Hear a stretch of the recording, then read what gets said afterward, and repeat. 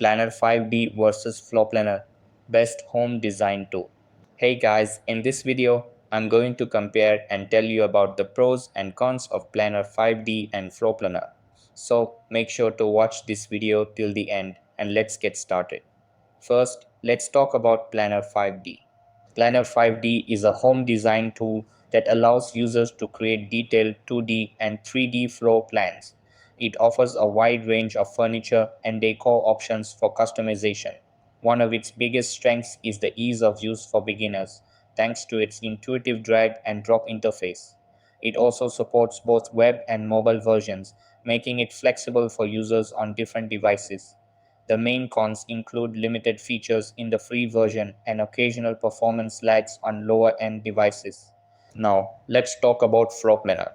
Floorplanner also provides 2D and 3D design capabilities with a strong focus on professional-looking layouts and presentations.